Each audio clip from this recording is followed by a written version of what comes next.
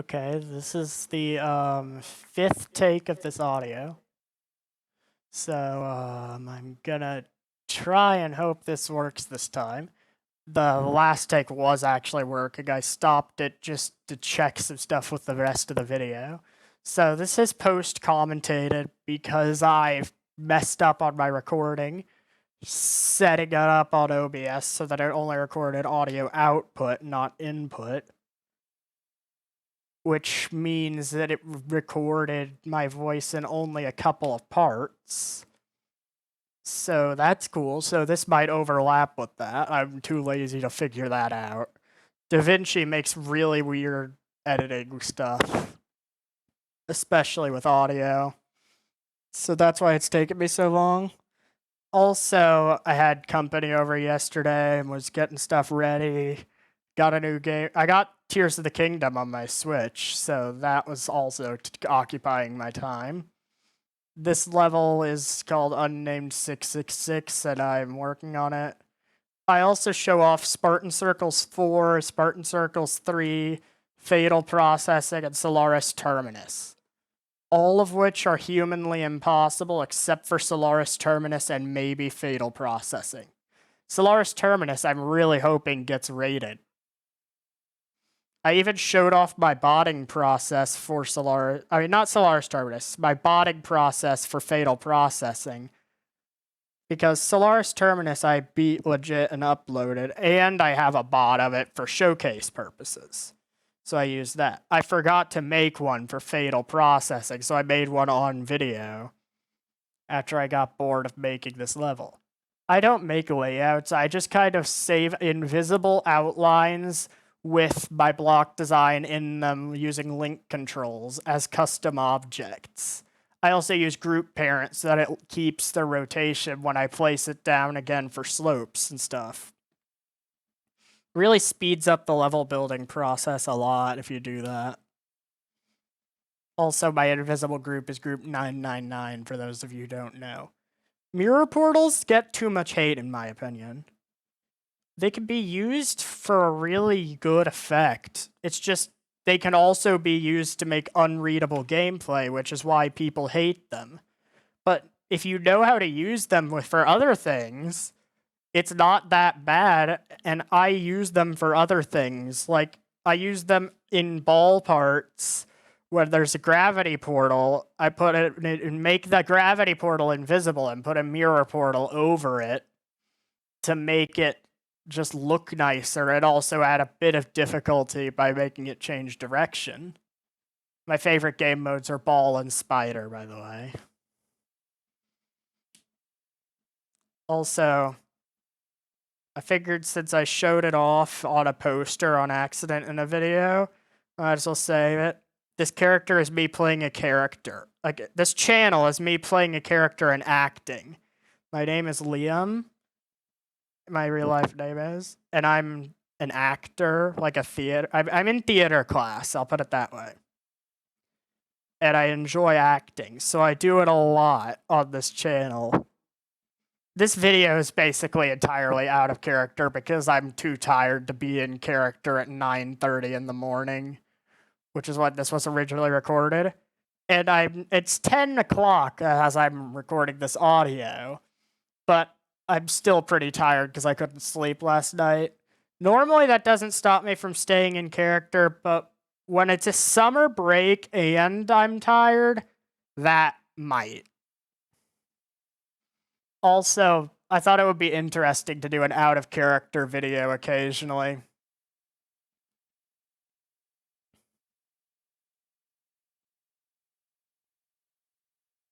Yeah, I use DaVinci for editing, which makes recording post-commentated audio difficult, which is why I try to do my audio on my first take. Because, I mean, it's probably not DaVinci that makes it difficult, it's probably a skill issue. Because I'm just not very good at editing. Also, that random video that's entirely in Spanish was a video for a project me and one of my friends did for school that we thought was so good we'd keep it up public on the channel. because we thought it was such a good video. We did it for a class project.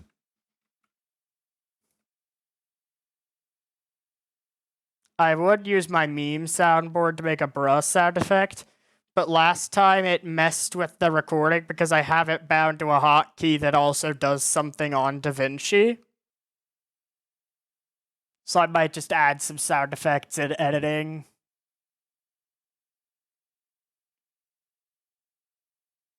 Yeah, this video is gonna be annoying to post-commentate because it's so goddamn long. Yeah, I'm gonna be swearing a lot. No one's home, so I don't have anyone stopping me. Also, I'm really tired, and I tend to swear more when I'm tired. Anyway, I played Pokemon Showdown the other day. I had an I Am Spartacus moment from, like, the 300 movie. I had a moment that reminded me of that. This person said, I'm ranked really high on the leaderboards.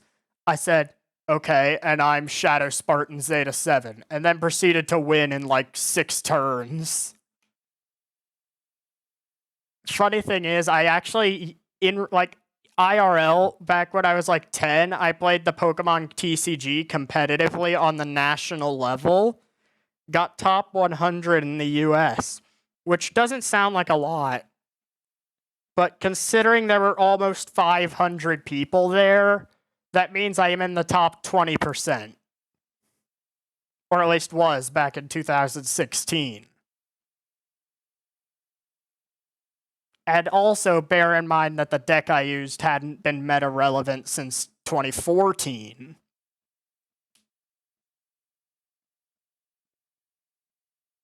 Yeah. I kind of stopped playing after that just because I lost interest in the game shortly after. But I still have my deck that I won not won nationals, but got 96th out of 500 in nationals in. Upstairs in my attic in a special bag, so it's not even collecting dust. Also, if I randomly leave and re-enter the level, it's because sometimes the editor freezes while playtesting, and that's the only way to do it. But, yeah. So I figured I might as well just talk about some stuff, kind of like I do in my shorts, but like a full-length rant video of just me talking about whatever my autistic brain wants me to talk about. Yeah.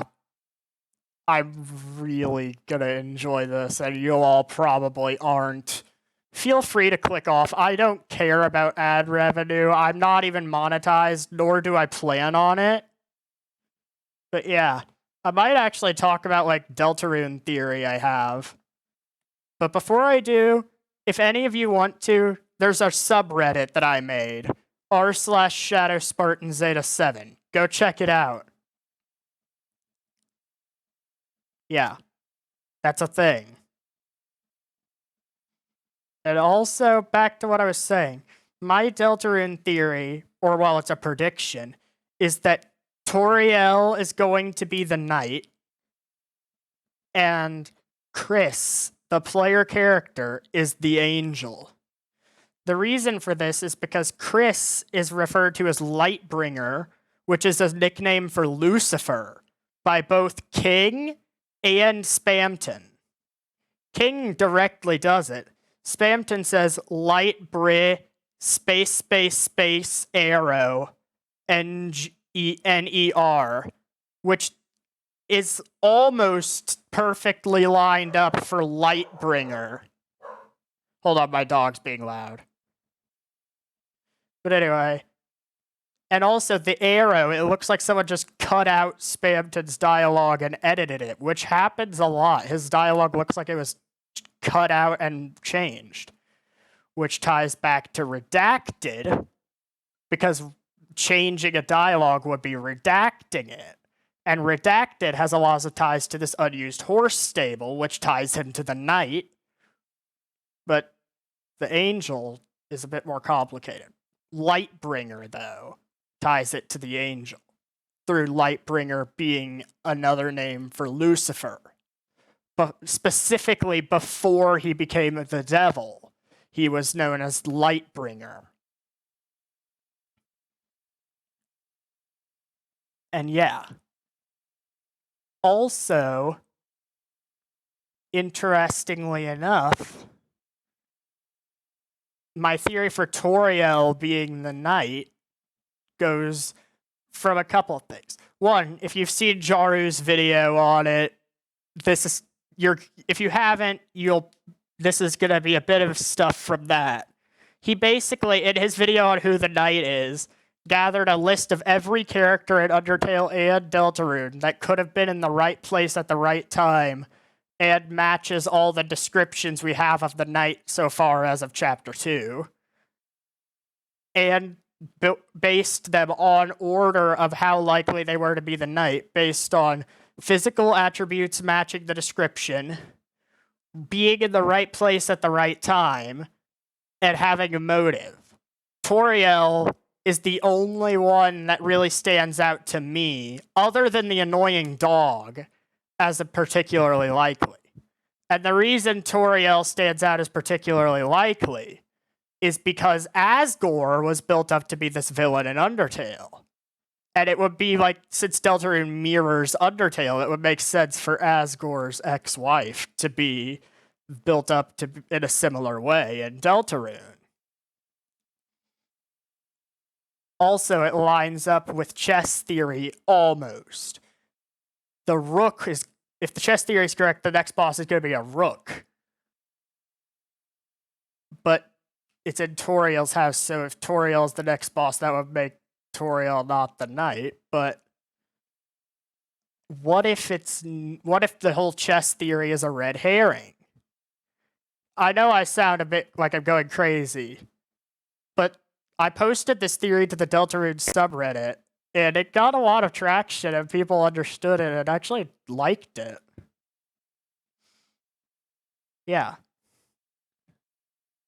Also, I had a theory that was posted to the Deltarune subreddit that people really didn't like, but I still like it. It is that Jevil is actually the one that called Spamton and drove him insane, not Gaster. Because if you listen to the lyrics of Big Shot, it's Jevil's voice.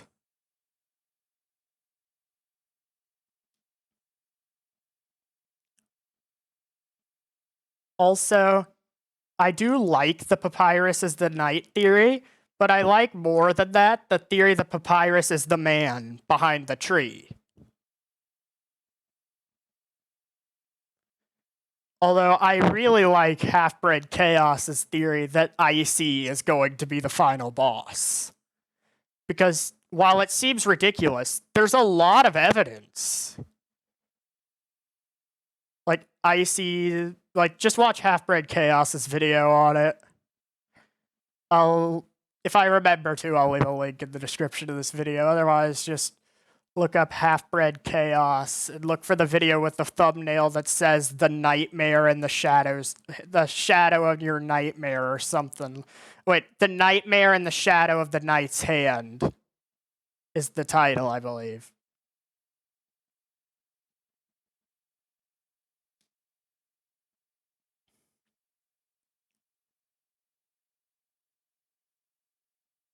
But yeah. YouTube needs to bring back dislikes. A lot of you are probably thinking this after watching this video because you want to dislike this video that bad. Hold on. What the fuck is happening on my end here?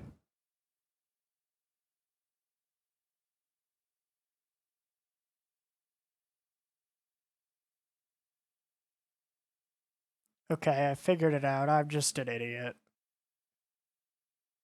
Anyway.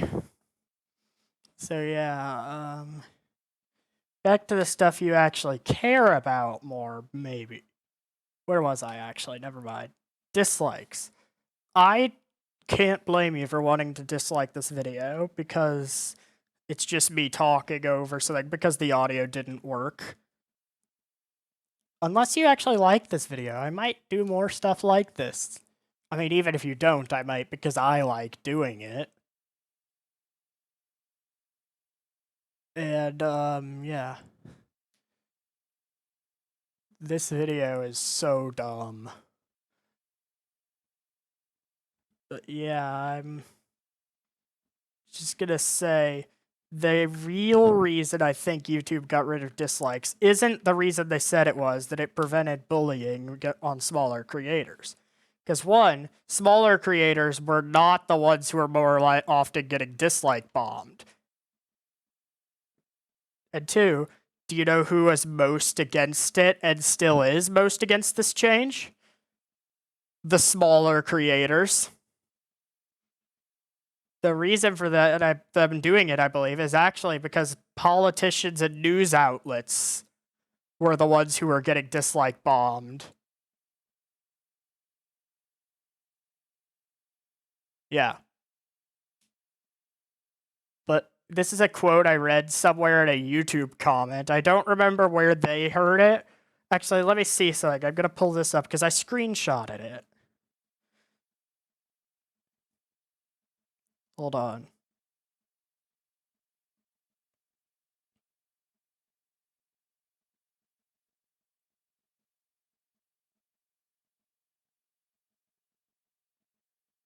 Let me find it here.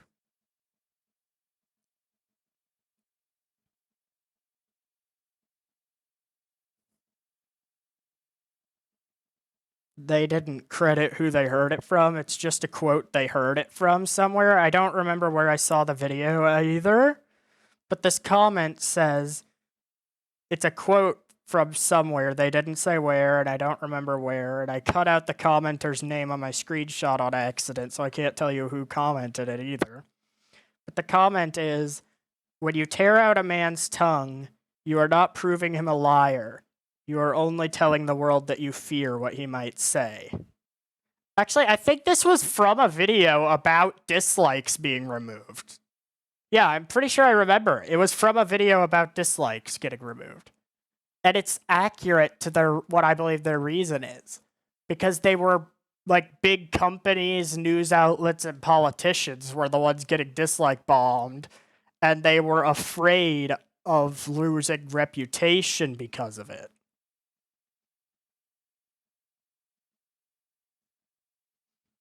Like, also, for those of you who don't know, disliking comments actually has always done something.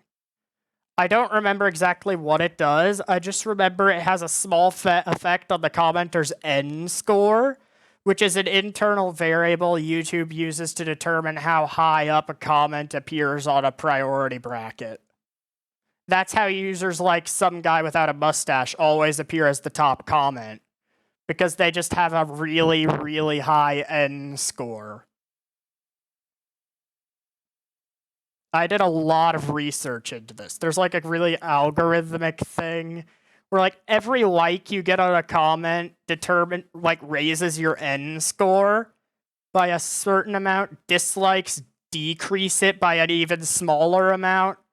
But also, the earlier you comment on a video's, like, the more close to a video's release date your comment is, the higher your N score is for that specific video only, though. But your N score doesn't change. It's just the algorithm uses that as another variable. It's like your N score plus the time in seconds.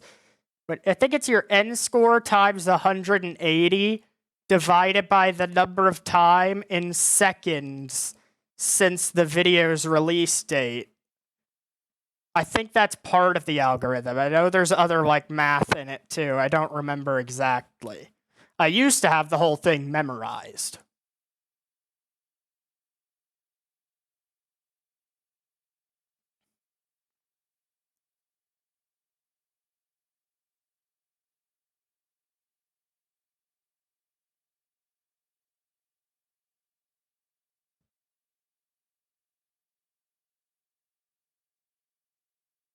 Oh god, I finished this video at 10:03 and it's 10:58 now and I only have a minute and I only have like barely any, like I only have like 20 minutes of the video commentated. I think. I don't even know.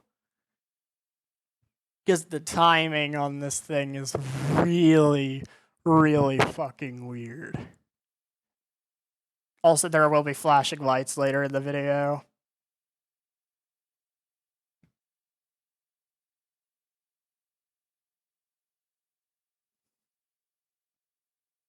And yes, I do actually have a theme song for the channel that's going to be like intro music. I'm working on it.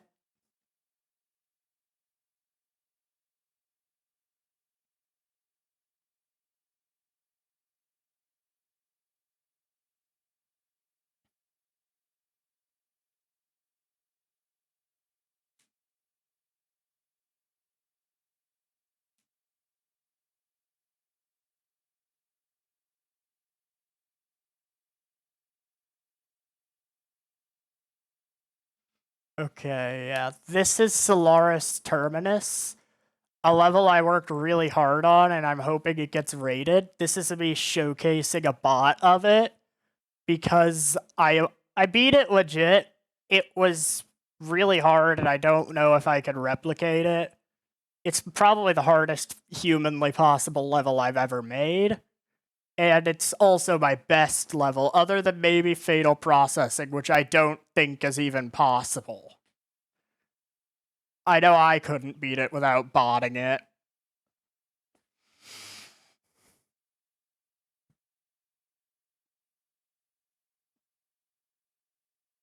Yeah, I really hope this level gets rated. Solaris Terminus by SSZ7YT Real. If you're a mod for Geometry Dash, please check it out and consider sending it.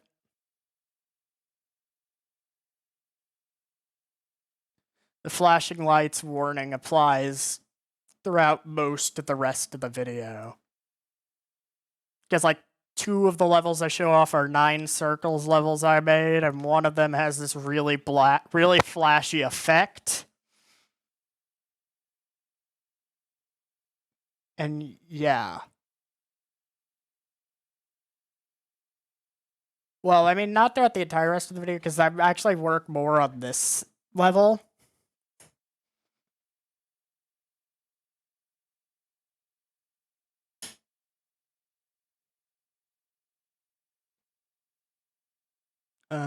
Yeah. How long is this goddamn video I made? If I'm gonna do this post-commentated thing more often, I'm gonna try to make the video I do it on shorter.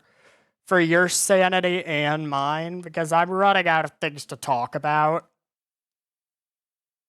And I know you don't want to hear me just talk about random stuff, but even if you did, I made these shorter. Because I love talking about random stuff, but when I'm alone, I can't keep doing it for extended periods of time. When I'm around anyone other than me, I can. But not when I'm alone.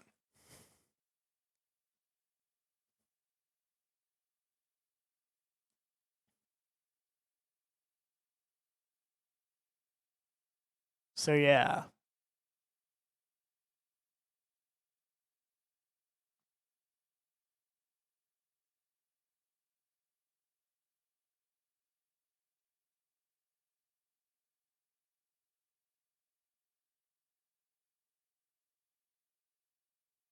By the way, if you do actually try to beat Fatal Processing, because I do think it is humanly possible, it's just way out of my skill range, so I botted it.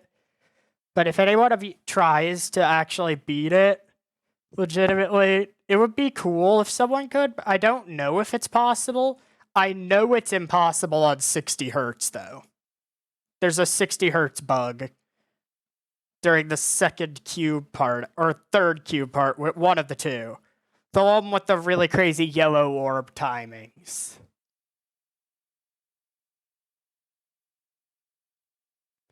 Has a 60 hertz bug.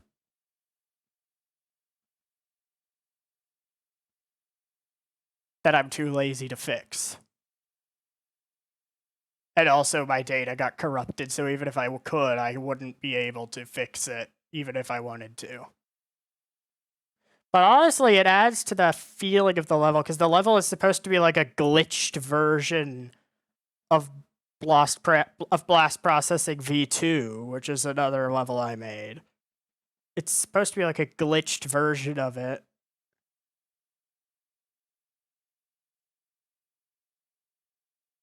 Hold on. I'm gonna do something. I'm gonna do something crazy. I'm gonna cut, like, a lot of the video. Oh. Sorry, I just, like, jammed my toe on literally nothing. That is a thing that happens more often than you think with me. Anyway, I'm gonna cut to the part where I'm actually showcasing levels again.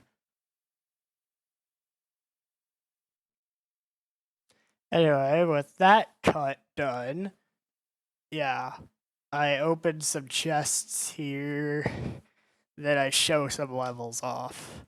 The level from there, I just kind of, in the video I remember, I talked about the mirror portal thing I mentioned earlier. I also mentioned a cool use for shake triggers where you can make the screen look really glitchy.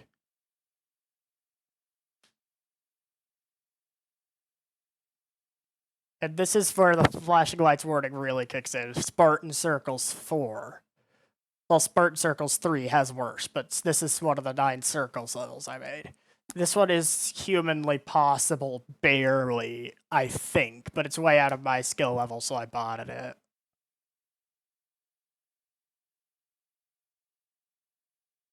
And yeah. I actually have a hotkey to disable show hitboxes. It's Shift H.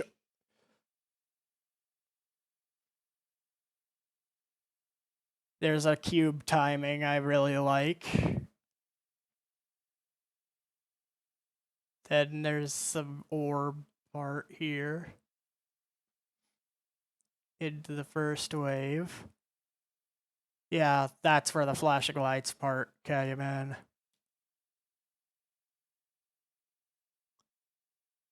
Shake triggers can be used to make the screen look like really glitchy, which you'll see in Fatal Processing, because I do it throughout, like, most of the level.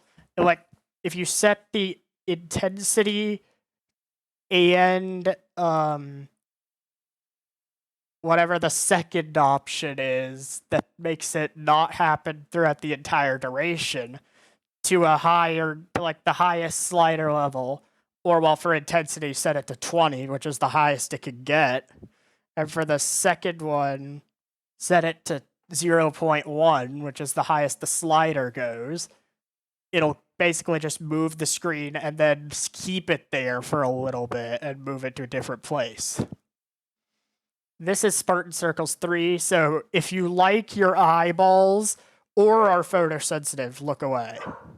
Hold on, my dog's going crazy.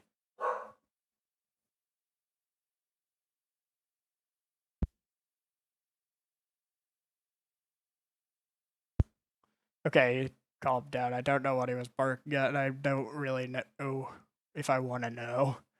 He tends to bark at literally nothing.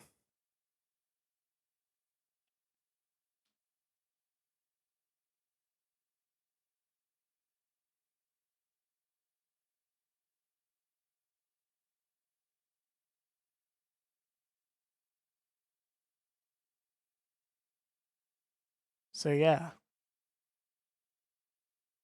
Hold on.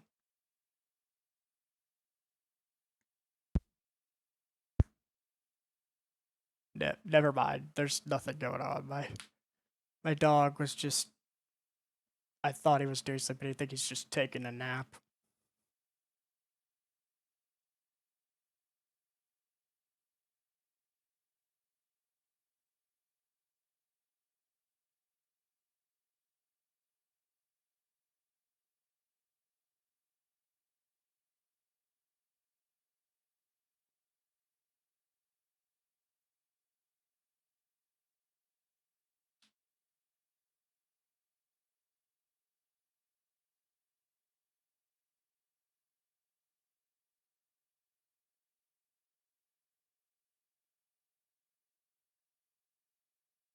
Literally harder than Silent Circles at the end. Because I had, like, mini spikes, like the smallest spike possible, in the side of the silent circles part to make it even harder.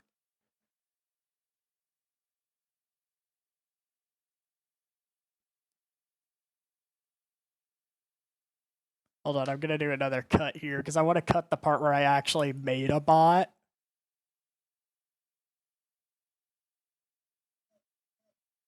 Also, my dog wants to do something.